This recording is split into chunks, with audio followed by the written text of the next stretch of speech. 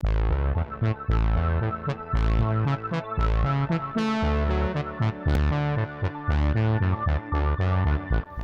a look at the set that I built for the video. This is the first set, and polystyrene mountains were gonna be covering and hiding the edges. This set would only be seen from a plane's perspective as it was falling to the ground. So I tried to make it look as good as possible, and then the rest of the sets were just made to look good from the ground point of view. Now I did plan to have mist effects all over the set, spooky low-lying fog, and pull the train through that. But unfortunately I was unable to get the fog machine to get spooky low-lying fog. I couldn't get a cube to pipe the smoke up beneath the set. So instead, smoke was used to hide the edges of the set and special effects shots. Here's the train, the concept that was used in the video, and the car that of course gets wrecked in the video. This car caused me a lot of frustration because I couldn't find it. Now, I searched all of my room, I dug up many toy boxes, and I just couldn't find it. When I did find it, I realized it looked nothing like what I remembered. And by that point I was just so fed up with searching for it that I decided to use it anyway. And the funny thing is, Tomod and Diesel Della watched it and they were like, ooh, the Batmobile. So that was funny. And for those wondering, here's my full Hot Wheels train collection. Some of these I've had since early childhood, and some of them I obtained more recently. I was very lucky to have the Super Stoker, which is based on the LBSCE2s. Now, unfortunately, it is the short tank variant, so not the extended tank, so no accuracy there, but it's green, which is semi-accurate to Thomas, not in Thomas Origins, but anyway. And it comes with the tender, which is the closest thing I had to a coal car. When it came to coaches, I had 3 to choose from. The first 2 were literally the same, and they were a bit too tall, and the only short coach that I owned came from the West Coast Flyer, so that was the coach that ended up being used in the video. The train and the car in the video were both puppeteered. I used sparklers that I have used up, and I removed the burnt residue off of them. This wire was then bent into shape and used to move the train and the car along. The first scenes I shot for the video was me trying to get the plane to fly across the set.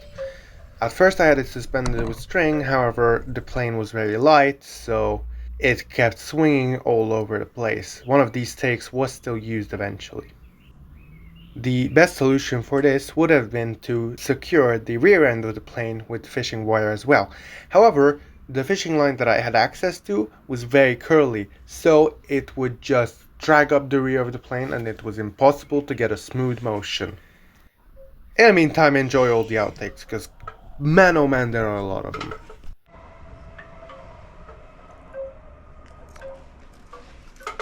For some of these I tried holding the plane with hands, but that wasn't good either.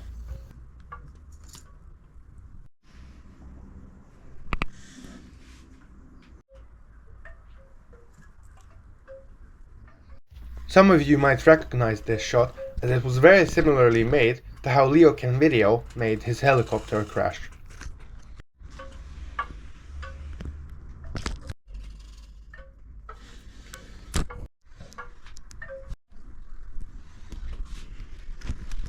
The plane crashes were very difficult to achieve, as the lightweight plane never landed right. So in this first take, when the plane crashes and the power ignites, I dragged the plane away, thinking I can still do another take, but of course I couldn't.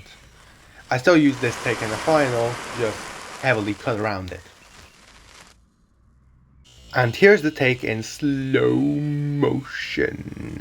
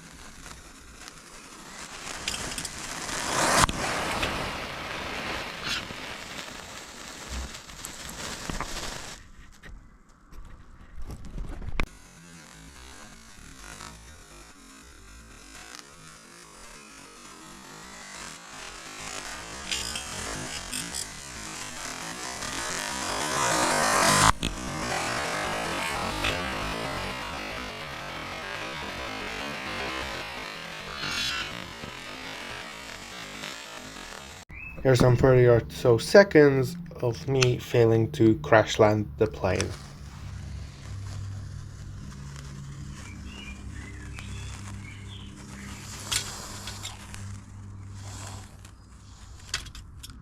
I missed my shot.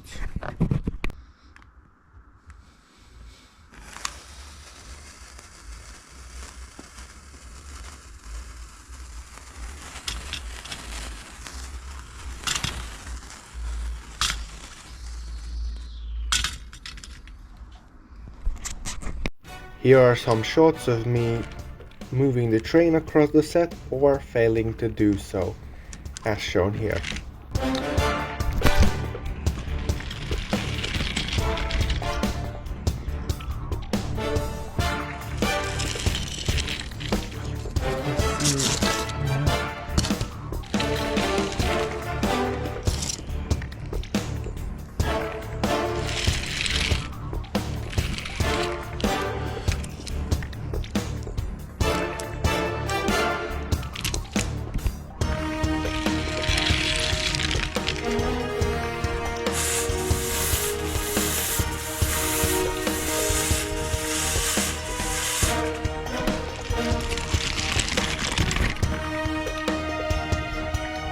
GoPro, stop recording.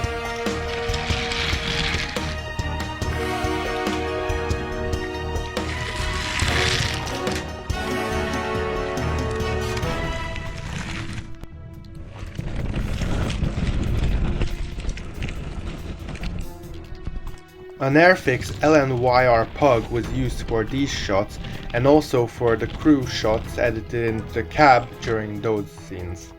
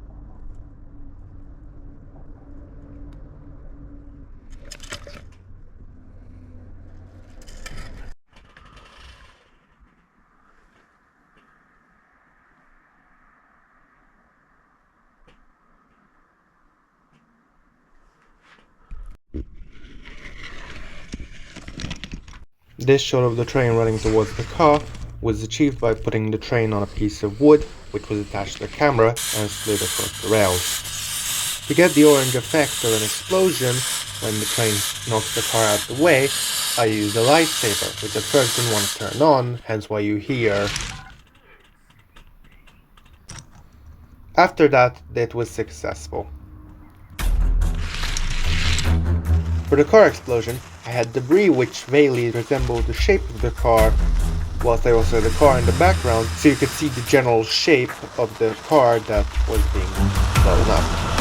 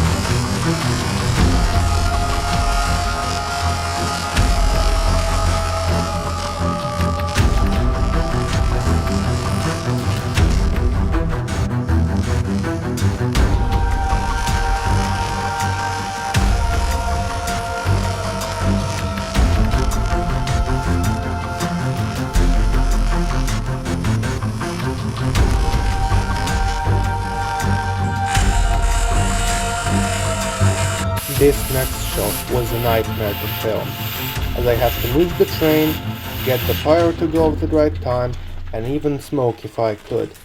And, the first two takes didn't really go very well.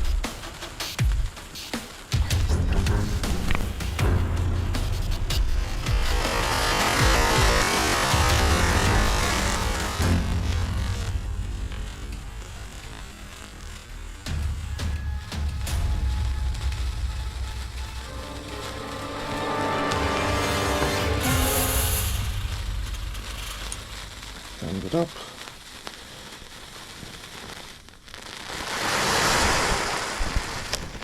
The camera movement here was unintentional. The camera got caught on the wire used to move the train.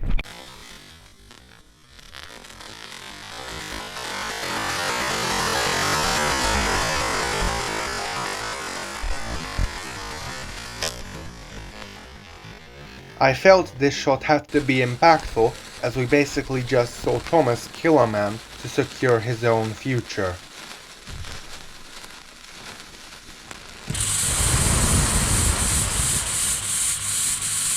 And Thomas puffing through the fireball was the way I wanted to achieve it.